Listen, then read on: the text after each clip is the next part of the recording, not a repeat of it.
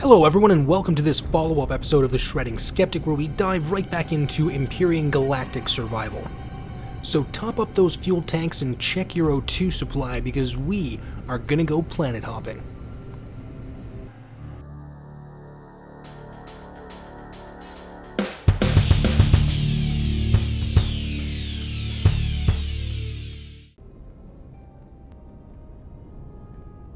So in our last episode, we featured Omicron, the primary starting planet for Empyrion Galactic Survival. And today we're going to take a trip out into space to show the space vehicle in its prime environment and explore a couple of the other planets, including Aestus, the fire planet, and Ningues, the ice planet. Now, I'm sure I'm butchering those names. I hope I hear one of the devs pronounce them so I get it right next time. If you're just joining us for the first time and you'd like to check out some of the earlier footage, I'll link to the first video if you'd like to check out some of the more early experience I had in the game. Today's episode, we're going to be looking at some of the later experience where I was able to get a couple of different versions of my space vehicle up and running and get some exploration done on these new planets. If you're new to my channel, I bid you welcome. Thank you for taking the time to check out my video. What you are looking at here is the equivalent of 9 monitors worth of PC gaming footage stuffed all into one 1080p 16:9 aspect ratio. So if you're wondering why the HUD on this is stretched way out to the left and right, it's because that is where it sits on the outer two screens. Fortunately, when the gameplay footage is recorded, it doesn't seem to include those annoying bezels between the monitor screens. So while we return to Omicron on our center screen, our top screen will show us the fire planet, and we'll have the ice planet on our bottom screen. The fire and ice planets have their own unique important resources that you're going to have to mine if you'd like to unlock some of the higher tier weapons and components for your spacecraft. Now, actually getting down to the surface of the planet may be kind of tricky with some of the creatures and drones that you may encounter on these planets that are a little bit more difficult than the ones on Omicron, so come prepared. If you do happen to lose your ship on one of these planets and die, you are basically going to have to respawn back on Omicron and start building your ship from scratch, so make sure your base is well established with backup components before you decide to bet it all and venture out into space with everything you have. We're also going to take a look at a couple of the upgrades I did to the base, including adding a landing platform to the top section, and a couple of rocket turrets we'll take a look at later. We're also going to take a deeper look into the building of a space vehicle and some of the things that worked for me and some of the things that didn't. Right off the bat, I would definitely recommend arming these spacecraft to the teeth if you can, because there's currently no limitation on how much ammo you're allowed to use. Also, having an onboard constructor and oxygen station is going to make your ship more useful in the field. So the configuration that I found to be most effective in my building so far for the Rockhopper Mark I and Mark II has been to start off with a cockpit on top of the build platform and build a kind of L shape with the hollow scaffolding from the back and then down to the ground. And this is going to start you with a very stable platform that you can build off of. Thrusters in every direction are also crucial if you want to have proper maneuverability out there in space. It would also be a sound plan to protect some of your more crucial components, such as your core and your stabilizer module, and any storage packs that you might be keeping some valuables in. The 5 railguns I have mounted on the Mark II are quite effective at taking out targets at long range, as the projectiles do travel quite quickly. I found myself having difficulty judging lateral movements at distance, so I did have to get pretty close for some of these shots. But as you can see on our top screen, taking out these drones and turrets from a distance is probably going to be your best bet for not getting shot out of the sky, but again, sometimes these guys are going to spot you, and you're going to have to stay mobile. So what I'd recommend is once you get a beat on them, take a shot and then move off in a different direction. What seems to happen is the targeting systems in these turrets will sort of predict where you're going to end up if you maintain your current speed. So as soon as you see them fire, just move in a different direction, and their projectiles moving slower are much more likely to avoid you. And again, make sure you aren't carrying all of your vital supplies with you when you do go out on some of these missions, because if you're not successful in defending your spacecraft, it's going to get shot down and you're going to have to go back to it once you're able to build another one.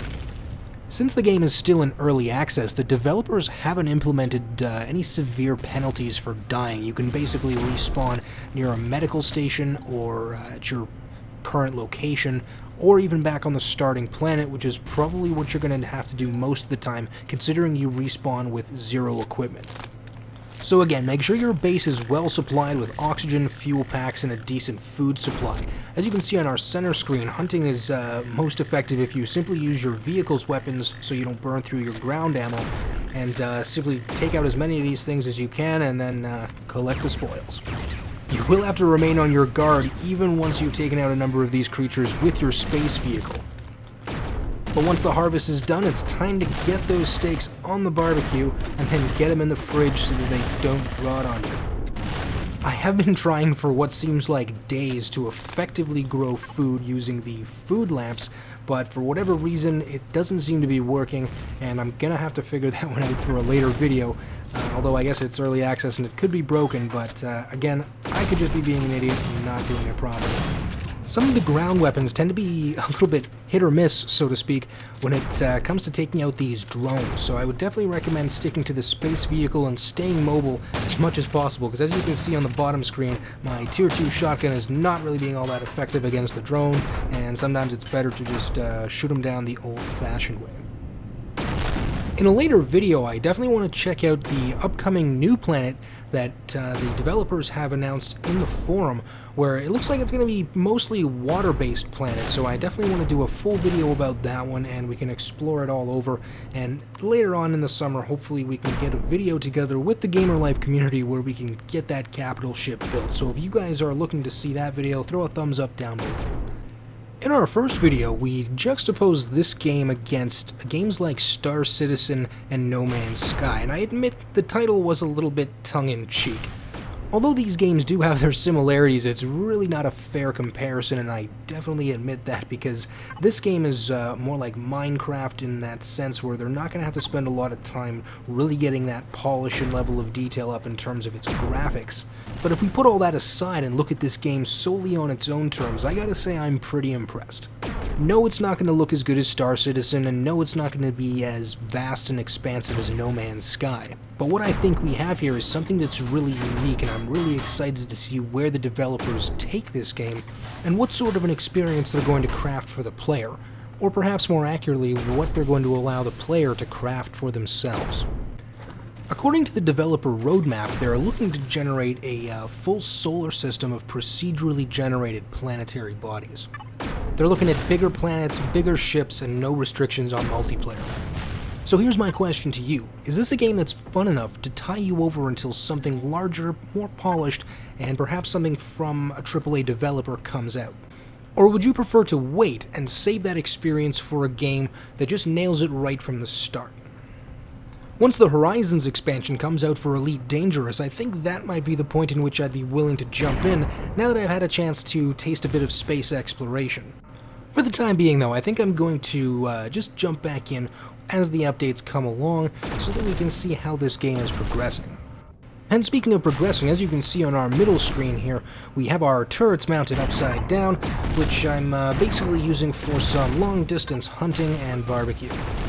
The towers do seem to attack enemies automatically, but your base doesn't seem to come under attack from what I can see so far, but hopefully that'll be something that they can change up in a later edition so we can focus a little bit more on defense in these structures. Because honestly, other than that, I'm kind of running out of stuff to do in this game, and it's getting to the point where once I've done everything, it might be best to just put it aside for a little while until a few updates have come through so that I can jump back in and make another video about all the things that have changed.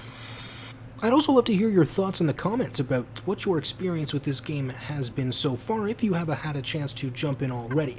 What are some of the things that have frustrated you, and what are some of the things that maybe surprised you in a more pleasant way? And again, I'd like to thank you for taking the time to tune into this episode of The Shredding Skeptic, and I hope to see you on a later episode where we do our follow-up and conclusion to Empyrion Galactic Survival. And once again, I invite you to the comments section to share your thoughts and your experience of some of the favorite things you've had about this game or similar games. Because remember, these are our games, and this is our story.